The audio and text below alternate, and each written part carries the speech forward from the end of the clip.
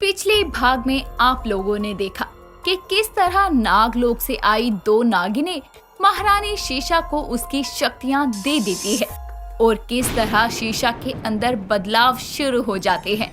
अब आगे। कौन हो तुम और कहाँ ले जाना चाहते हो मुझे, बोलो। आदि नागिन, मैं आपको सब बता दूंगा, आप मेरे साथ चलिए। मैं जानता हूँ आपके मन में इस वक्त बहुत सारे सवाल हैं जिनके जवाब चाहिए आपको, पर याद रखिए जवाब आपको तभी मिलेंगे जब आप मेरे साथ चलेंगी। पर मैं कैसे चलूं तुम्हारे साथ? ना मैं पूरी तरह से नागिन हूँ और ना ही पूरे इंसान हूँ। अपने मन में शिव को याद करें, आप अपने इंसानी रूप में आ जाएंगी। उस पंचमुखी नाग की बात सुनकर शीशा अपने मन में फिर से भोलेनाथ का जाप करती है, जिसके बाद कुछ ही पल में वो अपने इंसानी रूप में आ जाती है। फिर वो उस पंचमुखी नाग से बोलती है, चलिए कहाँ चलना है, मैं तैयार हूँ। ठीक है आदि नागिन।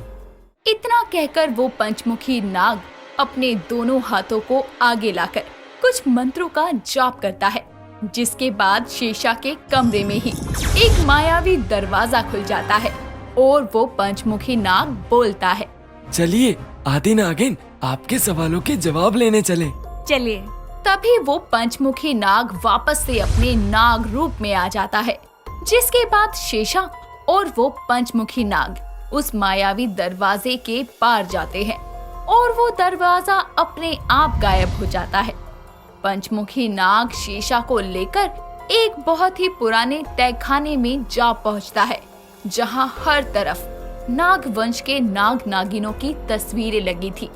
तभी शीशा की नजर एक तस्वीर पर जाती है, जिसे देखकर वो वहीं रुक जाती है, क्योंकि वो तस्वीर किसी और की नहीं बल्कि सर पर ताज पहने खुद शीशा की थी, जिसे देखकर वो बोलती है, ये सब क्या है? मैंने कभी ये कपड़े नहीं पहने, ये गहने, ये ताज, ये सब मेरा नहीं है। ये आप ही हैं आदि नागिन, ये तस्वीर आपकी ताजपोशी की है। ताजपोशी? और आप मुझे बार बार आदि नागिन क्यों बोल रहे हैं? अरे मैं एक आम लड़की शीशा हूँ, मैं कोई नागिन नहीं हूँ। आपको सब समझ आ जाएगा कि आप कौन हैं और आपका क्या मकसद है। सब्र कीजिए। इतना कहकर पंचमुखी नाग शीशा को तहखाने के बीचों बीच बनी शिव की मूर्ति के पास ले जाता है, जिसके ठीक सामने एक छोटी सी चट्टान में अंदर एक तलवार गड़ी थी और एक नाग वहां कुंडली मारकर चट्टान के पास बैठा था।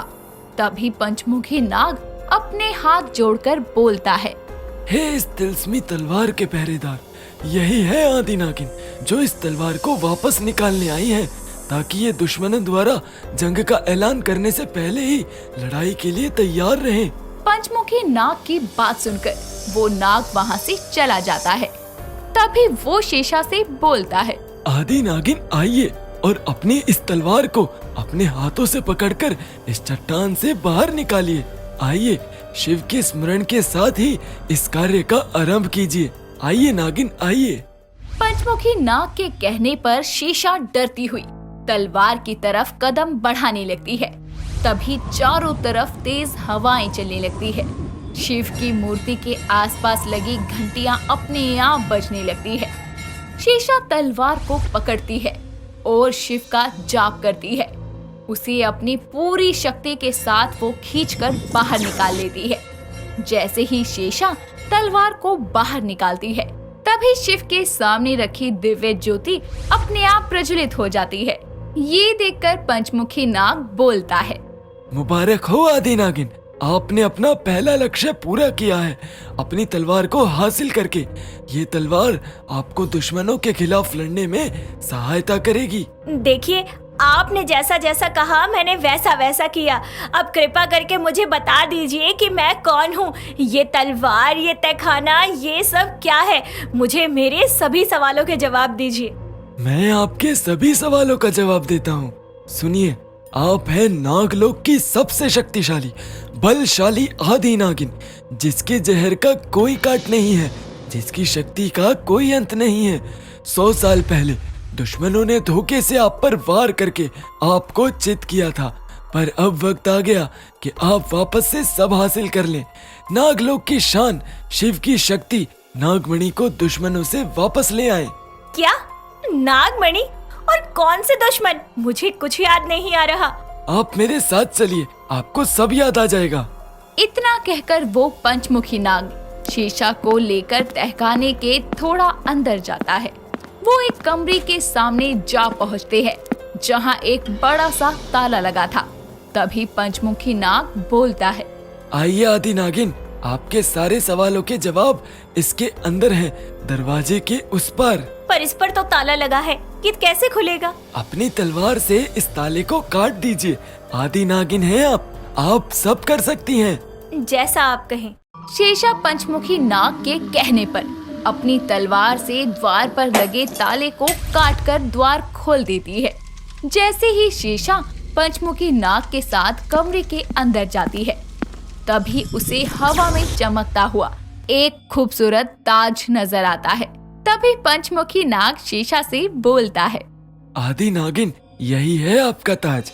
गौर से देखिए, इसके बीच में जो जगह खाली है वो नागमणि की जगह है जो आपके ताज में जड़ी हुई थी। पर वो मणि कहाँ है? कौन ले गया उसे?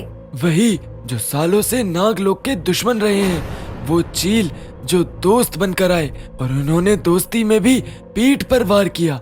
इस ताज को पहनते ही आपको सब याद आ जाएगा आदि नागिन। पंचमुखी नाग की बात सुनकर जैसे ही शेषा ताज को छूने लगती है, तभी उसे एक जोर का झटका तेजी से लगता है और पंचमुखी नाग बोलता है, रुकिए आदि नागिन, इस ताज को आप इतनी आसानी से हासिल नहीं कर सकती हैं।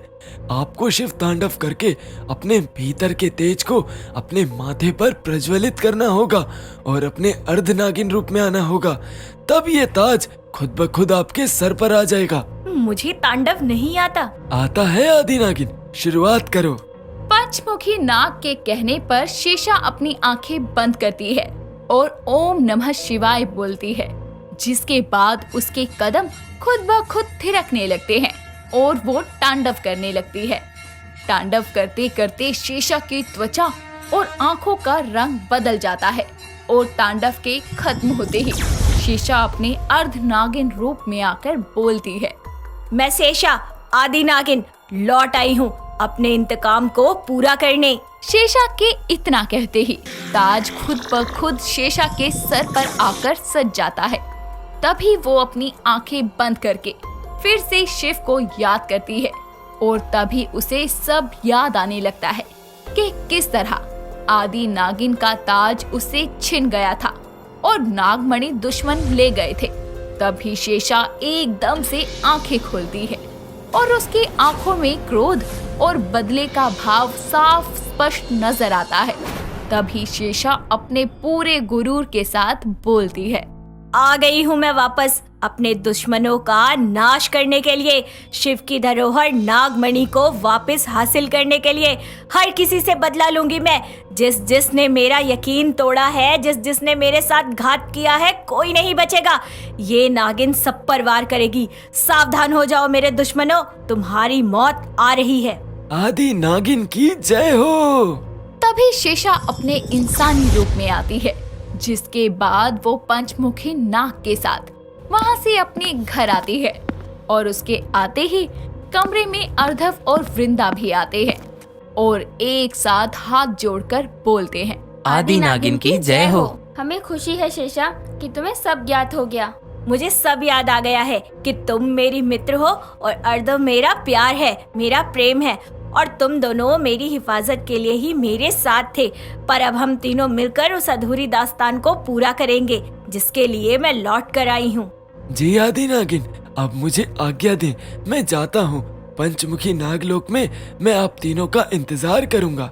इतना कहकर पंचमुखी नाग अपने नाग रूप में आता है और वहां से चला जाता है। तभी शेषा के कमरे में एक खूबसूरत तोता उड़कर आता है और उसके कंधे पर बैठकर बोलता है, मेरी पहेली को सुलझाओ आदि नागिन। मैं दूंगा तुम्हें दुश्मन का पता। जो तेरा अपना है वो कड़वा सच है, पर तुझे मानना है। कोई चाह कर भी बदल सके, वो समय किसी का टालता है। इसका जवाब मौत है, जो हर किसी की निश्चित है। सही जवाब। तो तलाशो अपने मौत के सौदागर को। यही है तुम्हारे आसपास। इतना कहकर वो तोता उड़ जाता है। आखिर कौन है ये मौत का सौदागर और उसका आदि नागिन से क्या मेल है? जानने के लिए देखिए नागिन का अगला भाग।